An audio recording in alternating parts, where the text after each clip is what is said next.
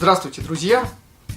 Мы решили продолжить разговор о туристической одежде. У нас был целый проект, в котором мы рассказывали о правильном комплекте. То есть базовый слой, утеплитель и куртка с мембраной, брюки с мембраной, тоже там базовый слой, ботинки, шапки, все необходимое, трекинговые палки, рюкзаки, целый комплект. Преимущественно он был монобрендовым. Этот проект поддержала фирма Decathlon и предоставила свои вещи на тест. Было мне, по крайней мере, очень интересно. Я многое для себя и узнал, и понял. Приобрел вкус к ходьбе налегке, когда у тебя нет фактически полноценного утепляющего слоя в виде синтепона. Раньше я носил куртки на синтепоне в походы, начиная где-то с плюс 5, а сейчас спокойно хожу под снегом в обычном трехслойном этом пакете, системе. И действительно мне это нравится, очень комфортно, не перегреваешься и не болеешь, не простужаешься. Правильная история, но все-таки приближается зима. И вот у нас начинается зимний комплект, но с нескольких вещей, которые можно отнести как к зимним, так и к таким, может быть, вещам для мягкого предзимья. И вот сейчас как раз ноябрь, такое время, когда в лесу прозрачно, светло, комфортно, правда, короткий световой день, и мы много ходим с археологическим клубом, и действительно есть возможность проверить интересные варианты. Ну и сразу скажу, что в том комплекте, о котором мы говорили в первом проекте, не было софтшелла, потому что софтшелл, он идет как раз хорошо для осени. В принципе, для нашей погоды подойдет и в круглый год, но тем не менее мы наконец-то добрались до софтшелла. Итак, сначала нужно сказать несколько слов о концепции софтшелла. Мало ли, вдруг кто-то не знает. То есть, смысл изначально был в том, что когда сложился нормальный, в конце 70-х, начале 80-х годов, сложился в зарубежном туризме нормальный подход к трехслойной системе, возникла идея все эти слои собрать в одном изделии и сэкономить на этом, может быть, денег и вообще сделать очень удобную одежду. Светлая идея пришла в голову представителям фирмы Buffalo, а потом ее подхватила фирма Patagonia, известная, собственно, и сейчас, и начала развивать, и попала реально в струю. То есть, вообще, сначала концепция была 3 в 1. То есть, вы берете сразу все 3 слоя, одеваете какую-то шкурку и побежали. Но получилось, что людям не очень комфортно 3 в 1. Все-таки хочется, чтобы был какой-то базовый слой основной, а дальше уже 2 в 1, утепляющий слой и внешний слой с мембраной. Софтшелл оказался достаточно универсальным понятием. И сейчас под понятие софтшелл попадает огромное количество вещей, которые могут быть совершенно разными по своим свойствам. И они могут быть и самыми дешевыми, и очень-очень дорогими. И могут быть и с мембраной, и без мембраны. Но есть некие общие черты. Наличие тянущегося верхнего слоя, плотного, но растягивающегося, и наличие утеплителя. Мембрана между ними может быть, а может и не быть. И она в данном случае обычно бывает не специальной отдельной пленкой, которая болтается между подкладкой и внешним слоем, а она часто бывает наклеена, наплавлена на базовый слой, на внешний слой одежды. Мое знакомство с софтшеллом началось, кто бы подумал, с фирмы Decathlon, куда я пошел, как только открылся магазин, и купил себе софтшелловскую куртку за дешево. И хочу ее вам показать. Она называлась Soft Warm. И это такой классический простой софтшелл. То есть это такая прорезиненная ткань. Она реально более или менее тянется везде.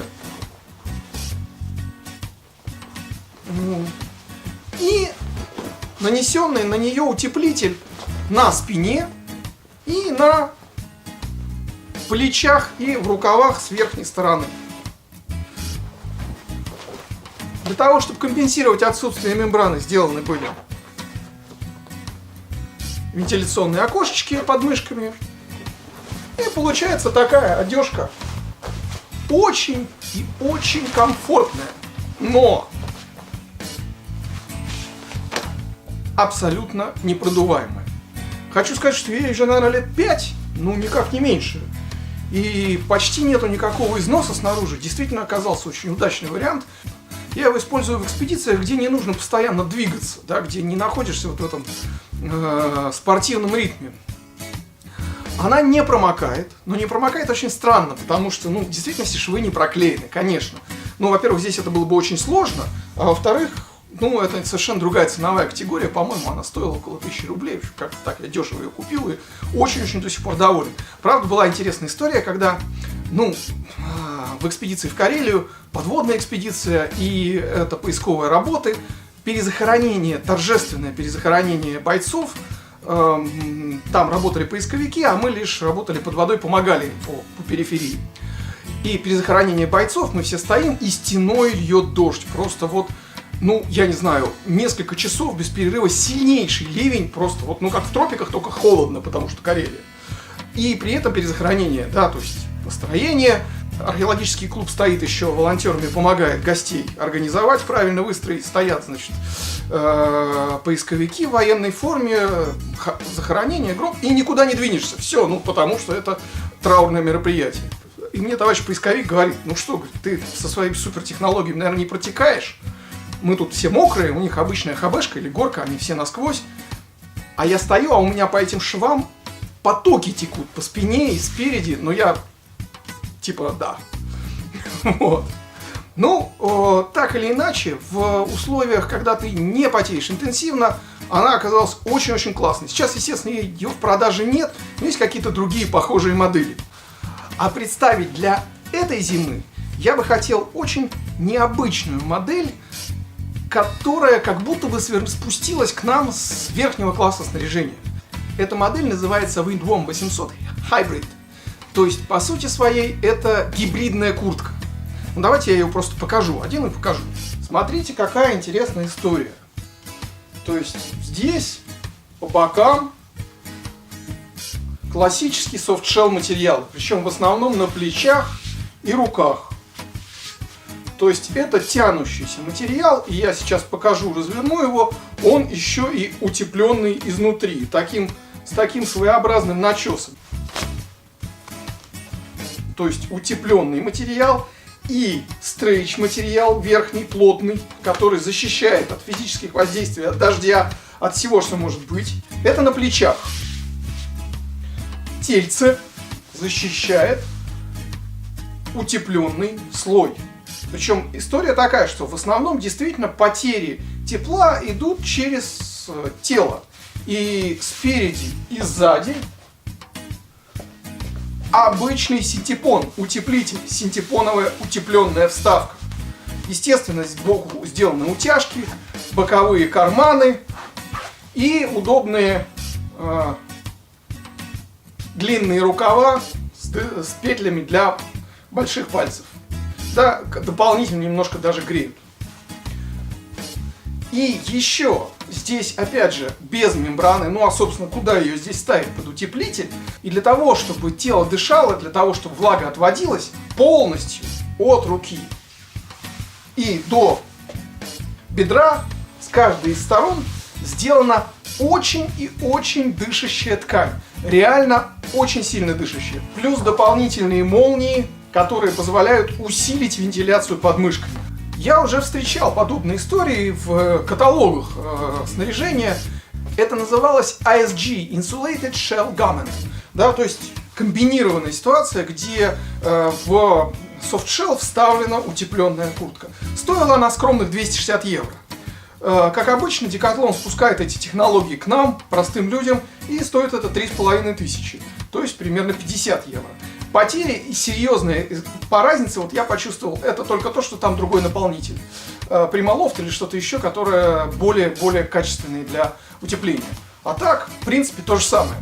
Верхняя ткань эластичная, в ней присутствует эластан, она немножко тянется. А в нижней ткани, которая сделана для вентиляции, эластан 14%. То есть она действительно очень сильно тянется, это хорошо видно.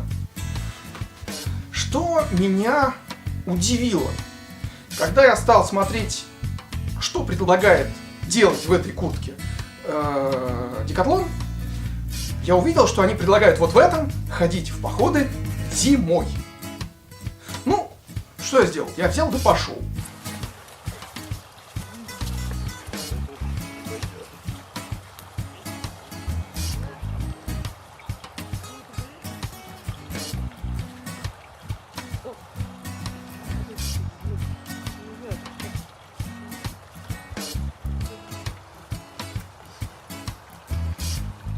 Правда, ну, еще зима относительная, у нас поздняя осень, но я уже пошел в ней в первый поход, и было необычно. С одной стороны, я могу сказать, что я очень доволен, потому что я совершенно не взмок, прекрасно отводился пот, прекрасно все проветривалось, и при этом не было ни холодно. Ну, почти не холодно, сейчас оговорюсь, да. Кроме того, я чувствовал себя очень легко, у меня не было ощущения, что на меня много всего одето, ну вот термобелье и вот эта вот курточка. И все, пошел, взял. Отлично. Но, во-первых, часть похода значительная, причем проходила по южному берегу Финского залива. У нас сейчас проекты по походам по южным и северным берегам. И реально ты идешь и все время боком к воде, боком к морю.